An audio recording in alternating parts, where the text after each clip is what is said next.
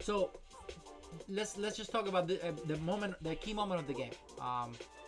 So this was very scary, and I'm gonna go quickly on this because I want you guys to be on my situation, on how I was thinking on this moment. No, I had played Queen B6. That looks like a very decent move, but at the same time, I'm not really doing anything. So I was very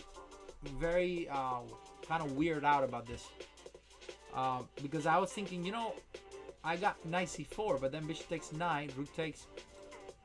The guy is taking the pawn. So where is my attack? a5, a4, a3. I mean, nothing. I mean, you can just play a5, a4, and then a3, right?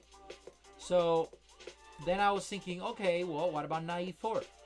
No, queen takes pawn. Then what am I doing here? It's ridiculous, right?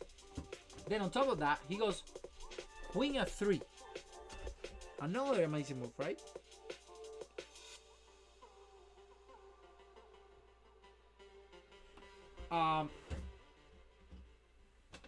So anyway, he was queen f3. Anton Kovalyov is a very strong player, yes. So I go queen f. He goes queen f3, and then he's almost telling me, you know what? You got nothing to do. I'm just gonna go take my pawn, your pawn, then come back to f3, then go h5, h6, then kill me completely, right? Too easy, right? So I was left here with a very difficult moment here where I had to do something, or I'm losing the game for sure. So I thought, well, maybe I should take the pawn, and bishop takes pawn, sack the rook. That was interesting, but of course not an option. You don't want to give up an exchange for no reason. And then again, knight c4, literally nothing. I'm literally out of moves here. This is so weird, right? Then I have a weird move, a weird rook on e4. Then of course it's almost like he's asking for it, the only move in the game. And I know this is very tough because you might say, oh, material, but based on what I'm just telling you, it makes total sense to play a move like rook e4. Let's get rid of the piece that's messing up your entire position. Basically, this bishop. If you take my guy, I will take you, and we're gonna talk about which pawn to take, and it has to be D, okay? But why not bishop? Bishop takes. Sorry. I think he could have taken this pawn, and I think that would have been the best move. In which case, I would have played rook h8, and then maybe I take the pawn. But of course, this is a huge improvement compared to my previous position with the rook on e6. It's ridiculous, right? So he makes a blunder here, and he takes the rook, which is exactly what I was expecting. I mean, this is me about to die type of game. This is me trying to survive. But the funny thing, though, conceptually is totally correct, because you have to create some type of initiative. So he goes bishop takes rook. Exactly, it is literally a Petrosian exchange sacrifice. I mean, I have to put this in some book or something. I'm pretty sure rook e4 is the best move, and I haven't looked at it with the engine. So he goes d takes e4, and the problem now is that not only he gave me 2 connected pass pawns, very well connected, very well passed. He also gave me the knight c4. So now I have not only these monsters that are going away, but I also have knight c4 coming. So you gotta be very careful here.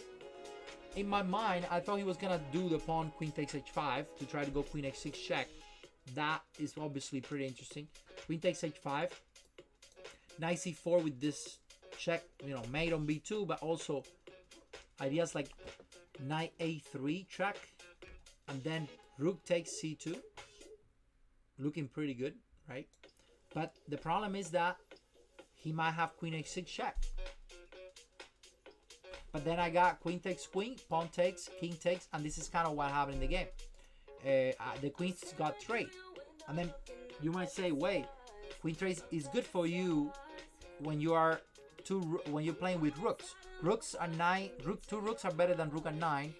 When the queens are alive, the combination of queen and 9 is a lot more dangerous than if the queens are off the board. So it makes sense to him to trade queens, right? Because the rooks are gonna be a little more powerful. Not the case. This is a very weird, very unusual position. He goes queen b3, big blunder. Incredible. This move changes the game from being slightly better for him, maybe with some compensation. I obviously have a lot of initiative, and he doesn't have any attack anymore. But this move here, Queen B3, changes the game because now he's completely lost. Not even slightly, completely lost. Believe it or not, a completely lost position after Queen B3. Because I'm taking his queen, and you haven't noticed one thing though, these pawns are very close to the big baby, the king. So now I'm going King G6, King F5, boom, boom, boom. So it's not just 2 connected pass pawns, it's 2 connected pass pawn, plus a 9, plus a 9, and then King G6, King F5. Killer. Who's gonna stop these pawns? Nobody. So this was very easy for me. Look, I don't even remember how much time I had here, but it doesn't matter. Microsoft Chess 123, you're still a chess player. Oh, got you. Good to know. So I go F4, of course, F3.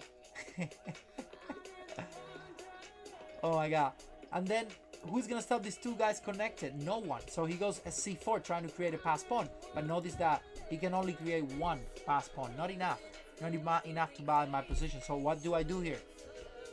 What do you think I did? Guess. Take a pause here. You gotta do what you gotta do. Can you let me in the club? You're not a sub? Come on. How is Sebastian not a sub? I thought he was a sub. Maybe I can make some exceptions. I can make some exceptions for sure. Of course. So King G6. So the tournament is happening, guys. I think the poll is finished, and see, thank you, Mr. Pickle, for the donation and the 1 sub for Sebastian Schnell. Thank you. We got Sebastian playing now. He's one of the most active viewers in the channel. Thank you, Mr. Pickle. And again, guys, look at this monster king. It's coming.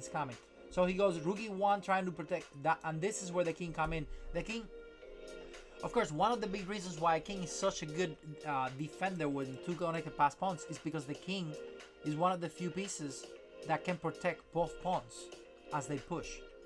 So I'm just going forward. It's like a king endgame. I'm playing a king endgame where I'm up a king.